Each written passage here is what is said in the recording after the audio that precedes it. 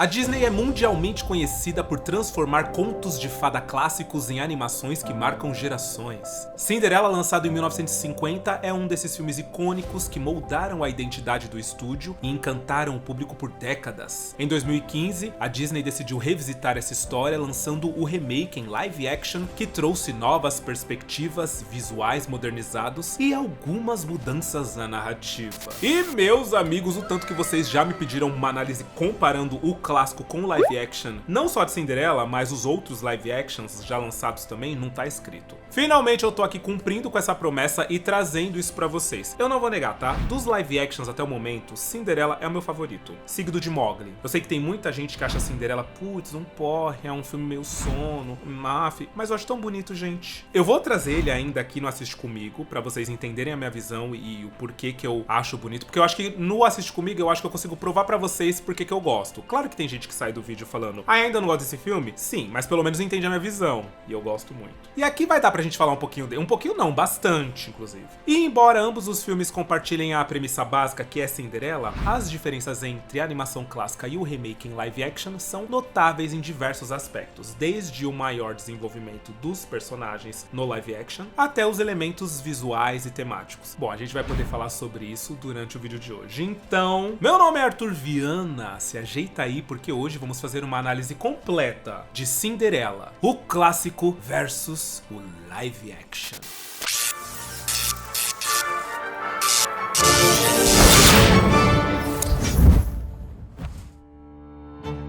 Desenvolvimento dos personagens. E pra mim, assim, uma das diferenças mais marcantes no live action da Cinderela é exatamente o desenvolvimento dos personagens. Porque existe, não vou dizer um abismo, mas uma grande diferença entre a Cinderela do clássico de 1950 e a Cinderela de 2015. Isso porque a de 1950, ela, claro, traz primordialmente aquela coisa da garota doce, encantadora e etc, né, do bem, que exala aquele tipo de bondade do personagem mesmo. Só que assim, embora ela seja inspiradora, né, frente a como a madrasta trata ela, as irmãs postiça tratam ela, e ainda assim ela tem um sorriso no rosto, ainda assim ela é esperançosa, então tipo, tudo isso é muito inspirador. Ainda assim, a Cinderela na versão de 1950, ela é relativamente passiva, porque ela aceita o seu destino com uma atitude quase que resignada, sabe? Isso só muda com a intervenção da fada madrinha. Então, em momento nenhum a gente vê ela questionando de fato a vida dela, ou as atitudes da madrasta, sabe? Por que você faz isso? Por que você é desse jeito? Não tem. No entanto, em 2015, o roteiro se esforça pra dar mais profundidade pra personagem da Cinderela. Então ela é mostrada como uma moça forte e decidida. E apesar das dificuldades, ela escolheu ser corajosa e gentil. Mas ela escolheu. Então o lema dela, tenha coragem e seja gentil, destaca a força interior da personagem. Ela precisa realmente seguir isso, ela precisa desse preceito para poder conviver e viver com a madrasta e as irmãs postiças, que são terríveis e não são dignas de toda a passividade que a Cinderela tem com elas, sabe? Tipo, era pra Cinderela sair quebrando a casa toda. Então essa versão da Cinderela, ela é mais proativa. Ela explica as coisas, ela questiona as coisas e traz uma nova visão para essa personagem feminina tão forte e que é amada pelo público como um todo, né? Então assim, só nesse primeiro momento, nesse primeiro impacto, Cinderela já é um dos live actions, pra mim, um dos mais bem feitos, sabe? Eles reimaginam todo o potencial da personagem sem tirar a essência de quem ela é. Bom, o príncipe também sofre muitas alterações, né? Então, enquanto no clássico a gente tem aquele príncipe que é um personagem completamente secundário, que não tem nenhuma fala, né? Na verdade, ele fala pra ela não ir embora, né? Naquele momento em que ela fala que é meia-noite e ela tem que ir embora. Mas fora isso, ele não fala basicamente mais nada, o que não agrega muito valor ao romance deles, né? Diferente no de 2015, onde o príncipe realmente tem ele é mais tridimensional, né? Existe toda uma problemática em torno dele, existe toda uma pressão para que ele se case, e, inclusive eles não querem que ele se case com qualquer uma, né? Porque no clássico fica estabelecido que assim, a que você escolher, você se casa. Então considere convidar todas as moças do reino. Na versão de 2015, não. Você vai se casar com a princesa lá de Saragoza. E aí, tipo, tá prometido pra ela. Se aparecer alguém bacanésimo aqui nesse momento, beleza. beleza, se não é com ela, por quê? Vamos unir os reinos, vamos unificar os reinos e expandir o nosso império. Mas ele não quer, ele não gosta dela, né? Então traz uma coisa assim, acaba tornando o relacionamento dele com a Cinderela um pouco mais crível. O amor deles, aquele lance todo, dá pra gente comprar melhor, sabe? E até a Fada Madrinha também, né? Sofre ali um desenvolvimento de personagem, por mais que ela tenha um papel muito pequenininho na história, há uma diferença entre a da Helena Bonham Carter e a do clássico de 1950, porque enquanto a da Helena Bonham Carter ela é um pouco mais alegre as duas são, mas a da Helena Bonham Carter ela tem um pouco mais de humor, né? Ela joga mais com humor e a roupa dela é muito mais excêntrica, em contraste com a do clássico, que acaba trazendo um toque mais maternal, pra mim, né? Maternal e serena, sabe? É claro que a gente tá falando do contexto da época, né, gente? Cinderela é um clássico que é óbvio que ele é amado, eu amo Cinderela também, claro que o meu preferido de todos, vocês sabem, é Branca de Neve e os Sete Anões, mas Cinderela também é queridíssimo, eu amava a transformação e tudo, vamos falar da transformação inclusive. Então, na época, quis se entender uma fada madrinha mais maternal e suave, sabe, mais pacífica, mais serena. No entanto, tem essa diferença de desenvolvimento de personagem, né? E, inclusive aqui, gente, a gente não tá falando qual é melhor e qual é pior, tá? Eu acho que, enfim, Cinderela tem um tempo de filme também bem reduzido, tinha toda a questão de budget, né, de o quanto eles conseguiriam. Eu tenho certeza que se o Walt Disney pudesse, ele teria feito um filme de 1h30, sabe? Só que sempre tem aquela coisa do dinheiro tá acabando, eita, tem dinheiro pra montar mais uma cena aí, mais 15 segundos, mais 30 segundos, tudo isso custava muito dinheiro, então não tem que cortar esses 15 segundos aqui. Aí as coisas vão ficando um pouco perdidas, né? Então toda uma questão, né, pra se produzir um filme. E aí vem o próximo tópico, mudanças na narrativa. E é aquele, embora o enredo básico permaneça o mesmo, uma moça que é maltratada pela madrasta, pelas irmãs e que no final descobre um amor pelo príncipe, o príncipe a salva, etc. Existem mudanças significativas, na verdade adições significativas na versão do live action. Bom, uma das mudanças mais notáveis e tipo, é óbvia, é o primeiro encontro da Cinderela com o príncipe, né? Enquanto no clássico de 1950 ela encontra com o príncipe só lá no baile e a atração deles é instantânea, tipo, eles se apaixonam instantaneamente. O príncipe tá lá atrás, ele olha, ele vê a Cinderela perdida, fala, meu Deus, eu sou apaixonado por aquela mulher, deixa eu ir lá falar com ela. E aí os dois dançam, tem aquela noite mágica, eles percebem que, cara, somos feitos um para o outro. Então existe um lance mágico e utópico nos dois, né? É o amor à primeira vista. Já no remake de 2015, a história é outra. Eles se conhecem de uma forma mais autêntica, sem a pressão do contexto formal do palácio em si. E aí esse encontro dos dois, os dois conversarem, se entenderem, ele não se apresentar como príncipe, ela não saber que ele é o príncipe e tratar ele de qualquer jeito, isso é o que encanta ele ali naquele momento, os dois de cavalo e tal. Esse momento que os dois têm já pré-estabelece que os dois têm sim um certo tipo de atração física, não só física, mas o mental, sabe? Foi da hora o papo que a gente teve aqui. E a única coisa que ela descobre é que ele está no castelo, e isso também acaba sendo uma mudança, porque no clássico a Cinderela, ela só quer ir ao baile porque, gostaria de ir.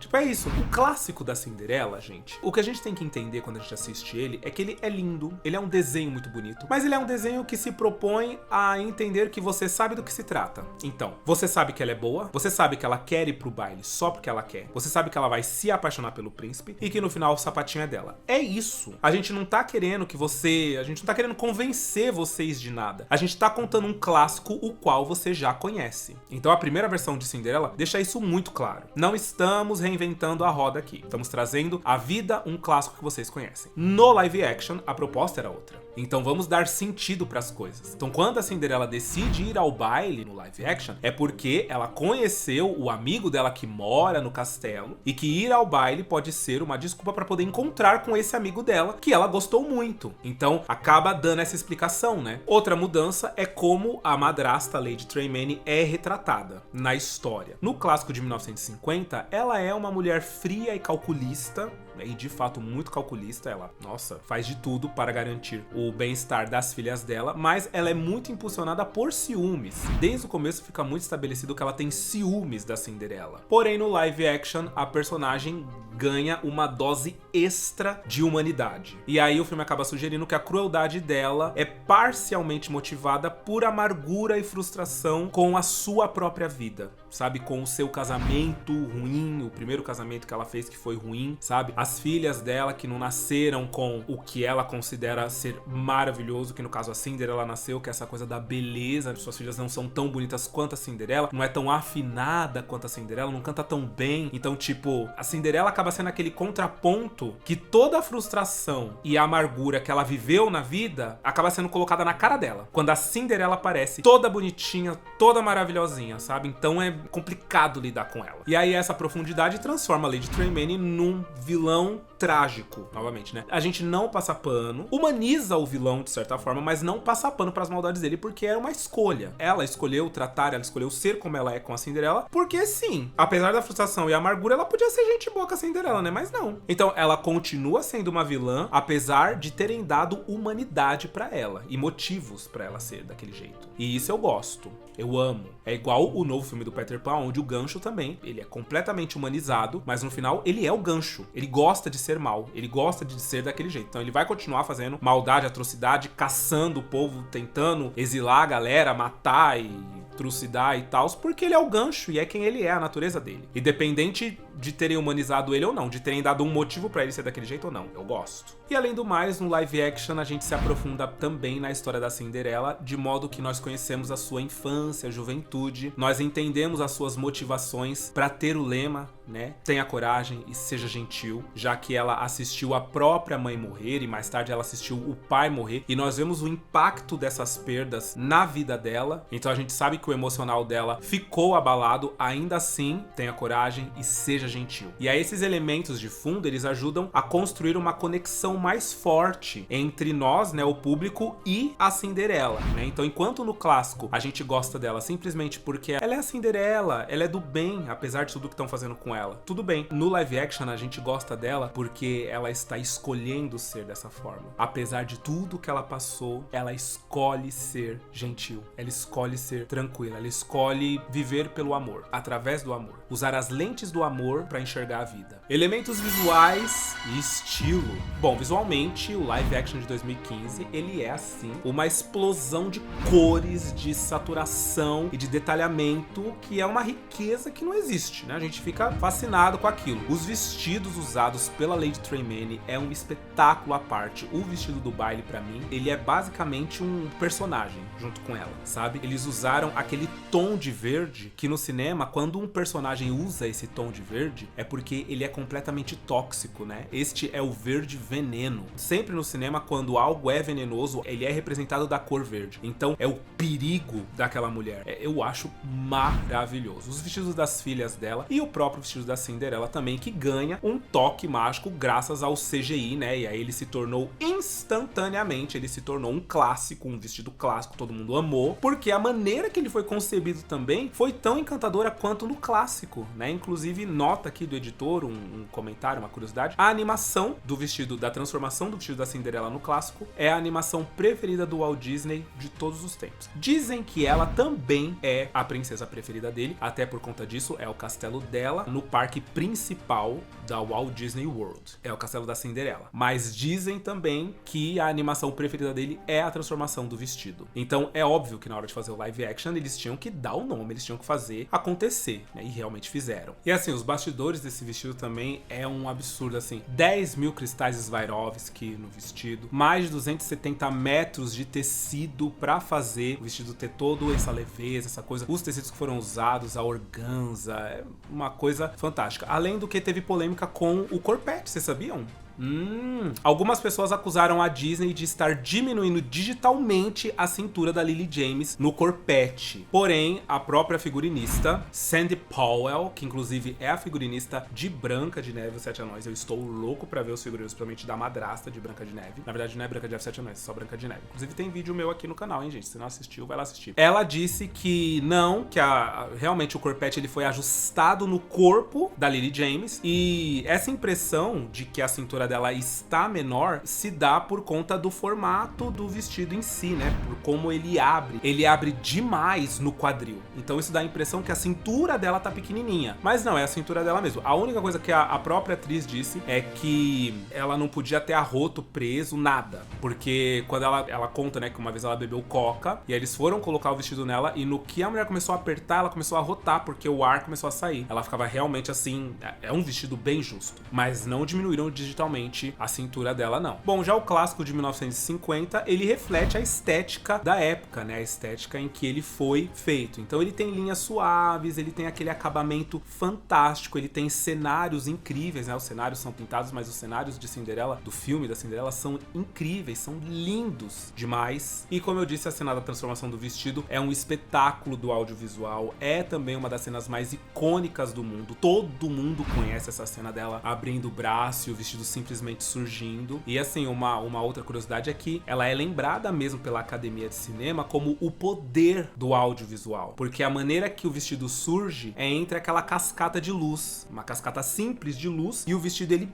brota, mas é mágico a maneira que ele brota, tipo, é suave, é limpo, é uma coisa assim fantástica, é elogiadíssimo até hoje, tipo, o que os animadores fizeram em 1950 aqui em Cinderela é assim, um must. E aí a gente tem que comentar também a cinematografia, né, gente, do live action, que é claro que no clássico, como eu acabei de falar, os cenários são lindamente pintados, mas eles são conceituais, alguns deles são conceituais, né? O castelo a gente não explora tanto o castelo, mas já no live action, nossa, é uma coisa linda. A gente explora o castelo, até os arredores da casa, né? Que tem aquela floresta, aquela coisa toda, a gente acaba explorando mais a casa da Cinderela. Mas o castelo em si, principalmente o salão de baile, ele é uma coisa mais maravilhosa dessa vida, né? A diversidade de meninas pretendentes para o príncipe também é muito legal. A entrada das meninas com as mães também é super legal. Tudo menos formal que no desenho. Ainda assim traz aquela magia de como as coisas estão acontecendo, né? Outra coisa maravilhosa que eu sei que vocês são fantásticos é o like, né? Vocês estão deixando o like, gente? Deixa o like no vídeo. Se assistiram até aqui, é porque vocês gostaram, né? Estamos aqui, ó, reta final das comparações. Vamos falar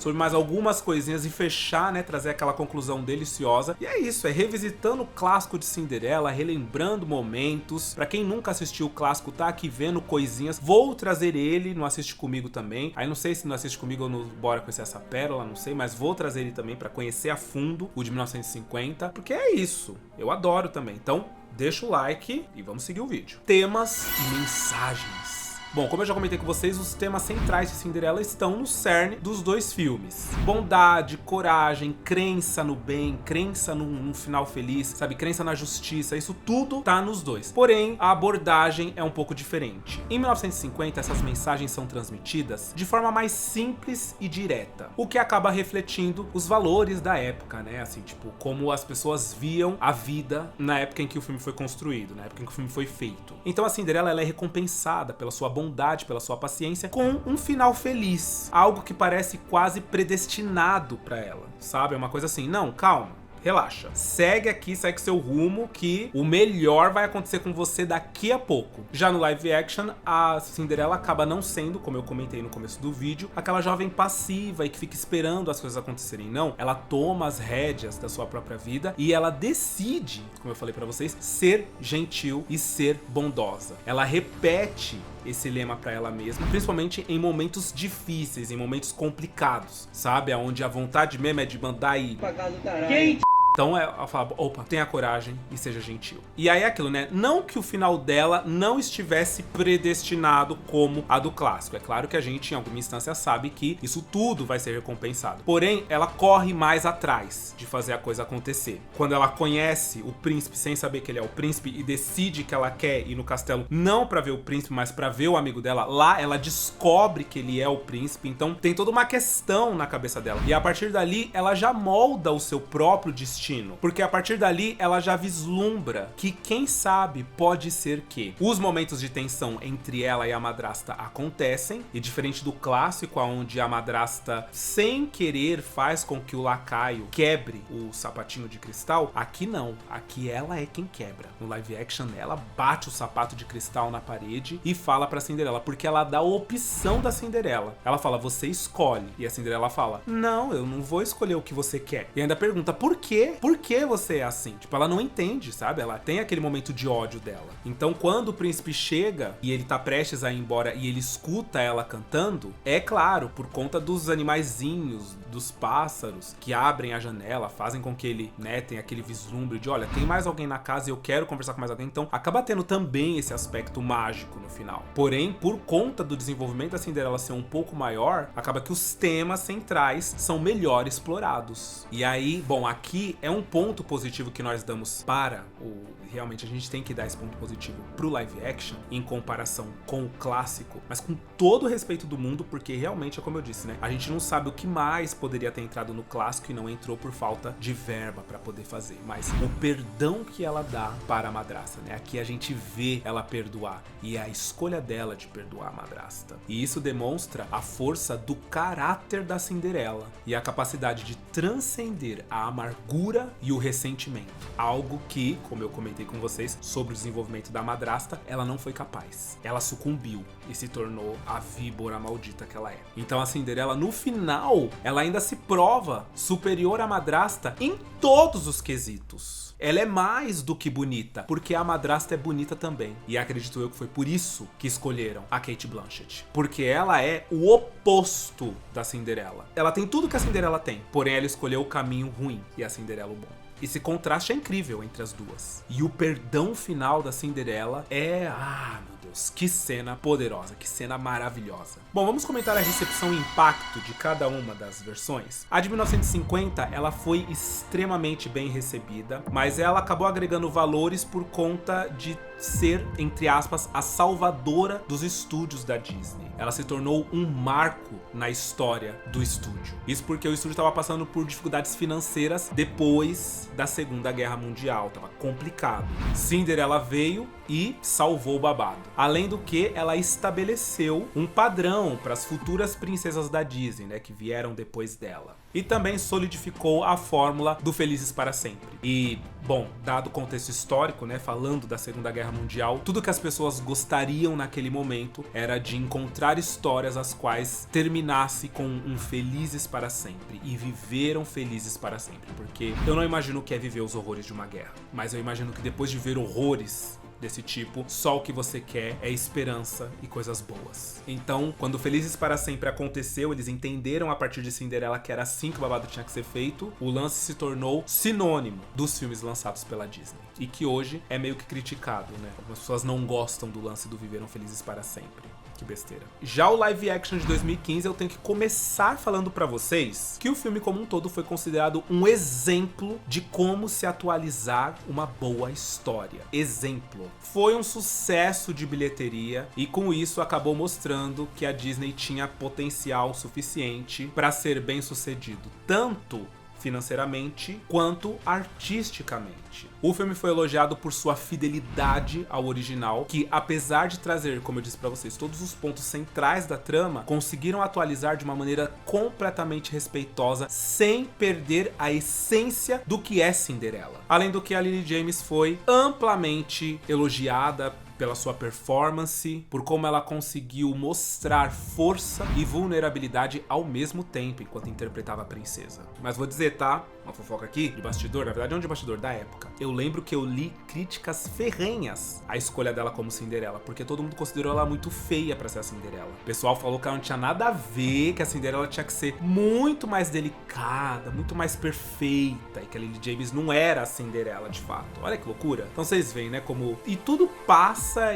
e acabou, né? A gente vê reflexos da Pequena Sereia, por exemplo, tipo, mais de um ano depois, agora. E cadê? É isso aí. Quem gostou do filme gostou, quem não gostou, não gostou. Então eu sempre penso assim, pra que causar a Terceira Guerra Mundial se depois acabou, sabe? Então hoje, enquanto todo mundo ama a Cinderela, ninguém mais liga pra quem é que tá fazendo a Cinderela. Na época, foi uma loucura. O povo não... Olha, que besteira. Bom, no fim das contas, gente, o clássico de 1950 e o remake de 2015, eles são praticamente reflexos de uma sociedade que se atualiza e se moderniza, tanto na tecnologia quanto na narrativa cinematográfica. Enquanto o original é um exemplo de animação clássica da Walt Disney, o remake moderniza a história para um público contemporâneo e adiciona camadas de complexidades, tanto aos personagens quanto ao próprio enredo. Ambos os filmes, no entanto, permanecendo fiéis aos temas centrais abordados nele. Então, no meu vídeo sobre Branca de Neve, por exemplo, eu falei sobre isso. Eu falei sobre eles conseguirem sim atualizar a princesa, sem tirar o significado, o simbolismo do clássico, sabe? Cinderela, por exemplo, dependia de que ela fosse, de certa forma, vulnerável. Eles tiraram a ingenuidade dela, que não tinha tanta necessidade, e colocaram no lugar a escolha de ser gentil e corajosa.